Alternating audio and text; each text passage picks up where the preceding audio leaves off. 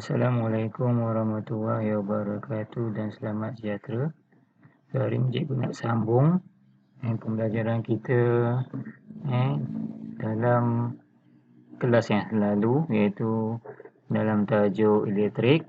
Okay, so apa yang cikgu nak tunjuk pada kamu, nak ajar pada kamu, nak share pada kamu pada hari ini adalah, kita lihat dekat sini, menghurai hubungan antara arus dan beza keupayaan, kemudian kita nyatakan hukum Ohm, mendefinasi rintangan dan seterusnya faktor-faktor yang mempengaruhi rintangan lah. So, kita sambung. So, daripada elemen fizik yang cikgu cakap dengan kamu, yang pertama kita mestilah boleh mendefinisi suatu takrifan, satu hukum, satu konsep fizik. So, di sini hukum Ohm lah. Hukum Ohm di sini, kalau kita lihat, ianya menyatakan bahawa arus yang mengalir dalam satu konduktor berkadar langsung dengan beza keupayaan yang merentasi dua hujung konduktor. Dan yang paling penting dekat sini adalah cikgu nak highlight ianya berkadar langsung, iaitu grafnya adalah berkadar garis lurus yang mulai kosong. Kemudian syarat keadaan fizikal konduktor itu adalah tetap. Konduktor ni adalah pengalir lah. So, pelajar dah tahu, dah faham. Ini graf yang kita dapat daripada eksperimen.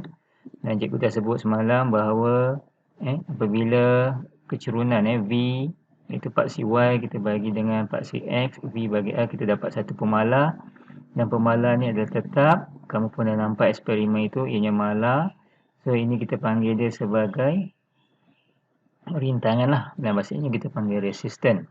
So, jelas sangat di sini konduktor Ohm ni, pemalar dikenali sebagai rintangan lah. Iaitu kita panggil dia sebagai kerintangan. So, apa yang menarik dekat sini adalah kita kena tahu. Kita ada dua term dalam fizik yang kita kena tahu. Yang pertama, apa yang dimaksudkan dengan konduktor Ohm, dan satu lagi adalah konduktor bukan Ohm. So, senang saja rujuk pada graf lah. Kalau konduktor Ohm itu, kita akan lihat mematuhi hukum Ohm.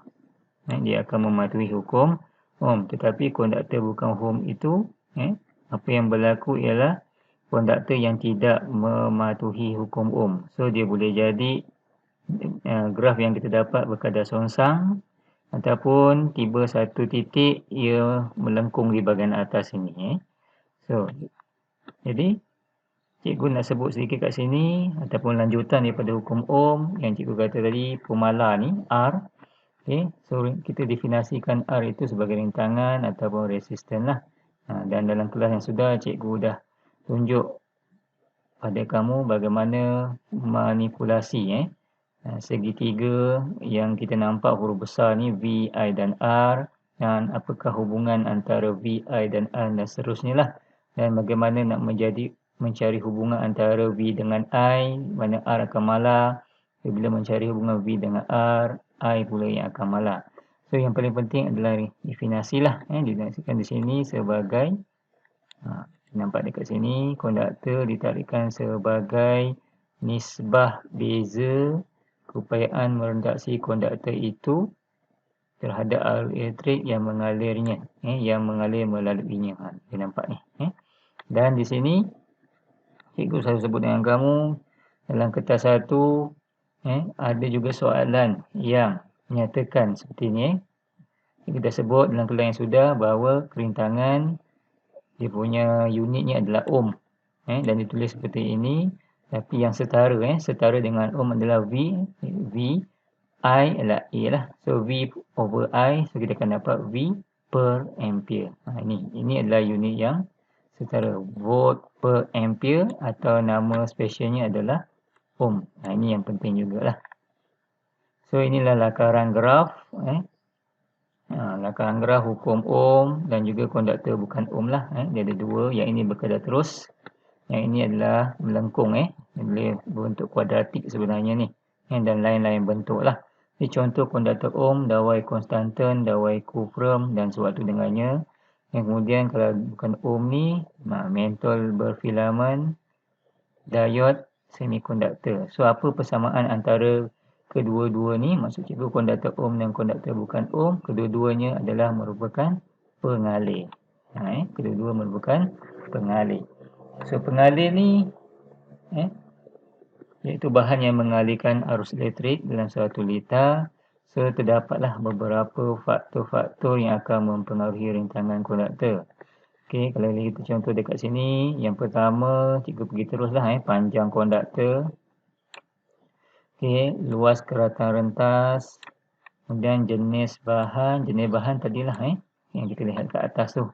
Sama ada dia konstan, dawai kuprum, emas ataupun perak. Itu salah contoh yang lain lah. So, secara logiknya kalau kita tengok dekat sini, rintangan. Rintangan kita tengok L.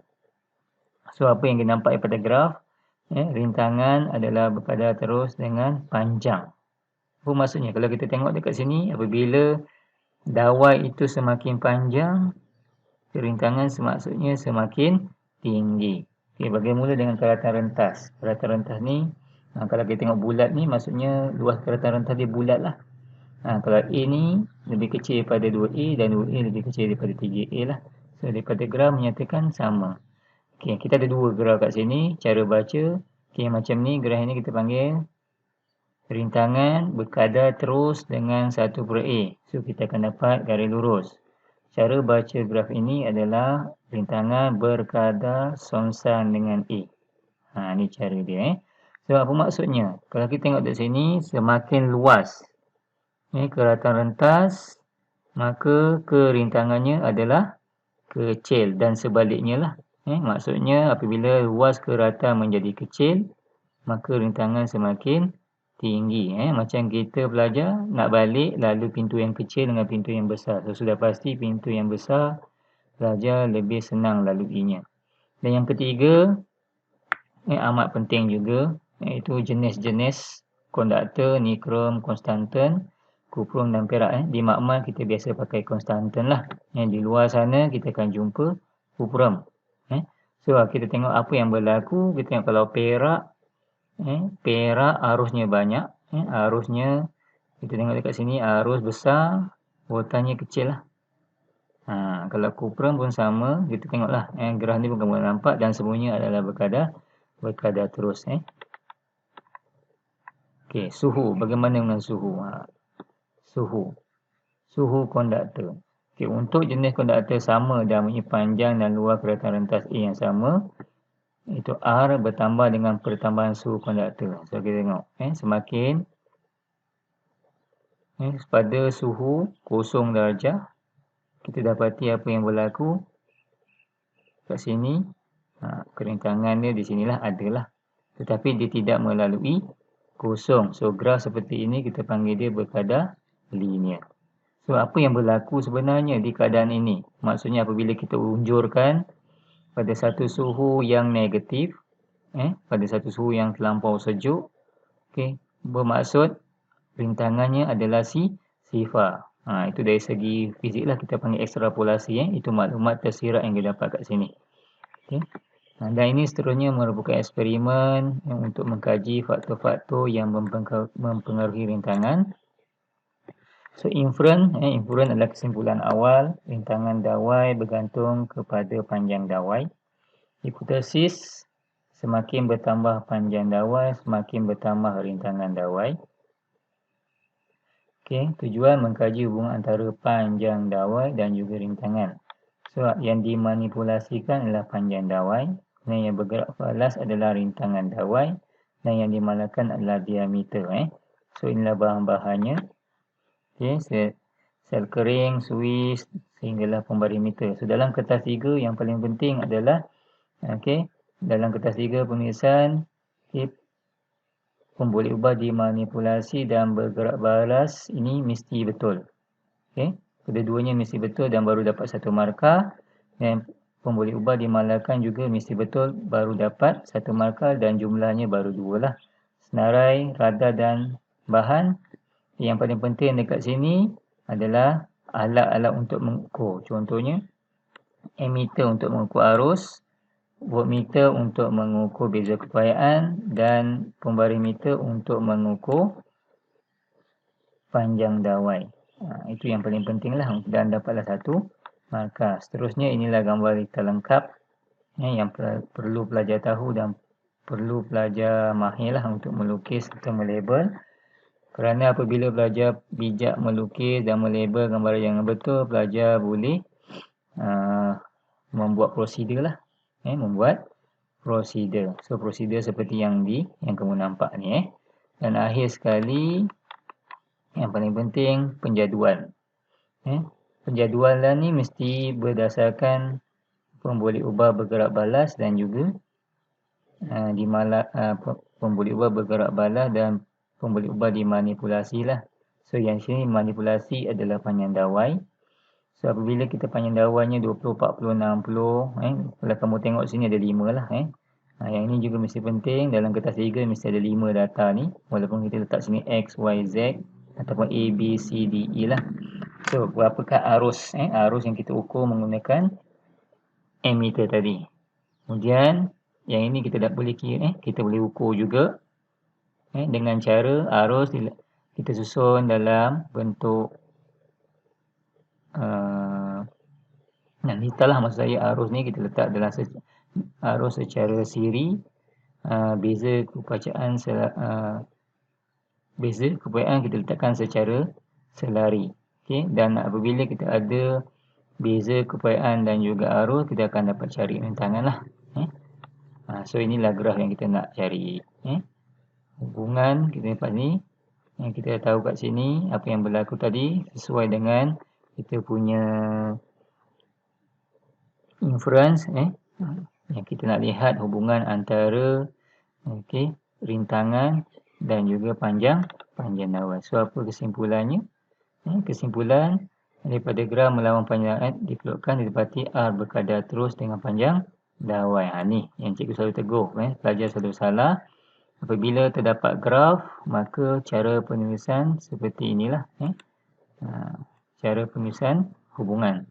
Kalau tidak ada graf, cara penulisannya adalah seperti hipotesis. Dan yang paling penting sini langkah berjaga-jaga. Switch dimatikan apabila tidak mengambil bacaan bagi mengelak suhu dawai meningkat. Kamu dah faham tadi, suhu juga merupakan faktor bagi sesuatu konduktor lah. Yang pastikan semua sambungan disambungkan secara betul atau dekat sini dirujuk kepada ketat. So sedikit latihan dekat sini. Latihan hubungan antara arus elektrik dan beza kepayaan. Ada banyak ni. Dalam modul yang kamu photostat dengan cikgu, kalau di sini muka surat 52 lah.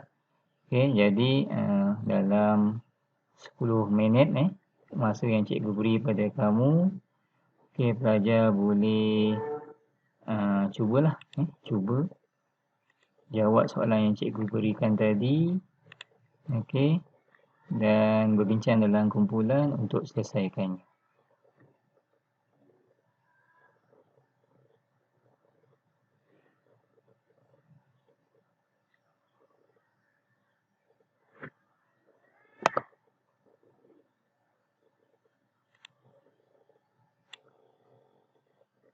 Baiklah, ini contoh jawapan cikgu.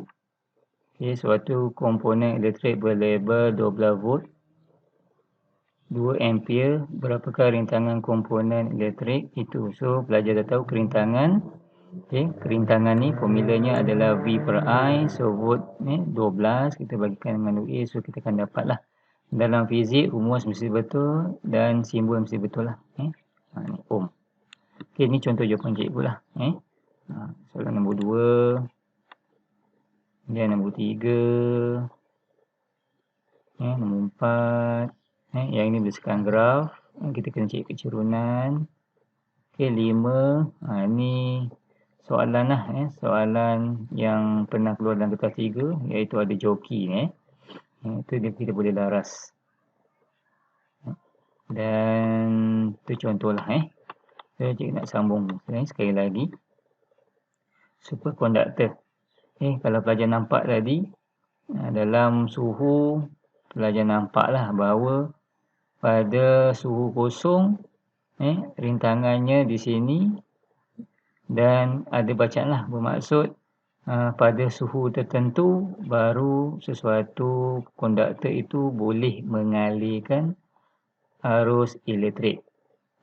Ada syarat di situ. Tapi superkonduktor di sini dia berbeza sedikit. So apa maksud superkonduktor? Kita tengok dekat sini. Okay. Dia ada berbeza sedikit di mana suhunya diukur dalam Kelvin. So TC ni kita panggil superkonduktor. Kita panggil superkonduktor lah. Yang ni konduktor biasa. Yang ni kita panggil konduktor biasa. Yang gerahnya pun berbeza seperti gerah superkonduktor. So, rintangan suatu konduktor berkurang apabila suhu konduktor menurun. Macam cikgu cakap tadi, suhunya negatif, tidak ada arus yang dialirkan. Untuk bahan tertentu seperti aluminium, rintangan konduktor menjadi sifar sebaik sahaja disejukkan di bawah suhu genting TC ni. Di bawah maksudnya rendah lagi lah. Seperti dalam graf di sebelah. Bahan konduktor yang menunjukkan ciri ini dikenali sebagai superkonduktor. Superkonduktor merupakan konduktor yang unggul kerana tidak ada rintangan dalamnya yang boleh menghalang pengaliran elektron. Dalam suhu rendah pun dia boleh mengalirkan arus elektrik. Sekiranya suatu arus dihasilkan pada gelombang superkonduktor, arus akan terus mengalir walaupun punca elektrik dihentikan. Maksudnya seolah-olah macam simpan cas. Arus akan terus mengalir dalam gegelung superkonduktor tanpa kehilangan tenaga. So ini sekarang ni teknologi sekarang superkonduktor. Boleh beroperasi pada suhu yang rendah dan apabila tidak ada arus dialirkan pun masih ada arus yang mengalir. So kita akan nampak nantilah contoh dalam elektronik nanti kita akan nampak penggunaan semikonduktor. Okey, ni contoh kegunaan superkonduktor ni nampak kabel penghantar tenaga elektrik berintangan sifar meningkatkan kecekapan penghantaran tenaga kerana tidak berlaku kehilangan tenaga dalam bentuk haba. Maksudnya apa yang berlaku, kabel-kabel yang berada di pencawang-pencawang itu suhunya tidak terlalu tinggi lah untuk mengelak ataupun untuk meningkatkan kecekapan penghantaran. Kereta api laju kat sini terapung. Kereta api yang terapung diperkenalkan dengan menggunakan magnet superkonduktor yang kuat. Sebenarnya bergerak atas medan magnet. Ini pun kita akan tengok nanti. Kemudian bidang perubatan kita ada MRI. Salah satunya untuk mengesan kanser. Dan melihat apa yang berlaku lah. Dalam bidang industri kita ada superkonduktor dalam menjana motor dan transformer menyediakan alat elektronik lebih kecil tapi berkuasa tinggi. Okey, seterusnya ni pun kamu dah belajar. Kamu dah belajar semasa di menengah rendah. Dalam sains ras pun kamu dah jumpa, dalam kemahiran pun kamu dah jumpa, kemahiran hidup pun kamu dah jumpa. Okey, litar sesiri dan litar selari. Ini adalah bentuk sesiri. Okey, sesiri maksudnya berpasangan lah. Yang ini selari, dia duduk atas bawah. Okey, kalau pelajar tak faham, kita terjemahkan dalam bentuk lukisan. Ni kita panggil sesiri. Biasanya lebih senang kita sebut siri lah. Siri, yang ini selari. Atas dan bawah. Selari ni senang. Dua garis lurus yang tak akan bertemu. Okey, seterusnya kita nak lihat perbezaan antara litar sesiri dan juga litar selari. Okey, apa yang kamu nampak dekat sini, satu litar yang memudahkan pelajar faham dalam bentuk perbandingan yang dibuat secara jadual. Di mana A dekat sini sama dengan A1 dan juga A2 lah. Kamu nampak sini lah. Dan arusnya adalah I1 sama dengan I2. Bagi arus ataupun dalam litar selari ini, arusnya kita dapati ataupun arus total adalah kita mencampurkan. Kerana pelajar nampak kat sini, apabila arus melalui satu simpang di sini, dia akan bagi dua lah. Dia boleh sama, A1 boleh sama dengan A2 dan boleh tak sama. Maksudnya A1 tak sama dengan A2, tetapi A1 campur A2 mesti dapat A. Begitu juga dengan I lah. I sama dengan I1 campur I2. Ni antara contoh lah yang disambung dalam litar. Untuk beza keupayaan, so beza keupayaan di sini V V dia adalah, kalau kamu nampak, V1 campur V2. Dia beza. Sini I dia sama. I sama dengan I1 dan juga I2. Tapi V tidak. V sama dengan V1 campur V2. So, apa yang berlaku dengan lita selari ni, dia terbaliklah, opposite. Okey, dalam lita selari yang kita nampak dekat sini, V dia sama dengan V1 sama dengan V2. Okey, ni ciri-ciri dia lah. Ciri-ciri dia, ini gambar rajah ataupun dalam bentuk simbol. Yang ini disusun dalam bentuk selari, yang ini dalam bentuk sisiri. So, apa yang berlaku paling jelas, arus yang sama mengalir dalam setiap rintang. Tapi selari, arus I adalah hasil tambah I1 campur I2. Kita menerangkan gambar rajah yang kita tengok tadi. Beza keupayaan V adalah hasil tambah V1 dan V2, tetapi beza keupayaan di sini sama untuk setiap rintang. Jika satu mentol rosak, mentol-mentol lain dalam lita selari tidak akan menyala. Ini keburukanlah. Ini kebaikan dia. Jika satu mentol rosak, mentol-mentol lain dalam lita selari akan terus menyala. So, kecerahan di sini, semua mentol dalam lita adalah sama, tetapi lebih malap berbanding dengan lita selari. Kecerahan semua mentol dalam lita selari adalah sama, tetapi lebih cerah berbanding lita sesiri. Itu antara perbezaan antara lita selari dan juga lita siri lah. Okey, ni latihan lah. Latihan membandingkan arus dan beza keupayaan dalam lita sesiri dan lita selari. Ni. So, soalan pertama, tentukan bacaan ammeter dalam lita-lita berikut. Okey. Tentukan bacaan volta dalam lita-lita berikut. Itu contohlah. Okey, jadi masih sama juga. Secara berkumpulan dan berpasangan, pelajar boleh bincanglah untuk selesaikan soalan yang cikgu bagi tadi.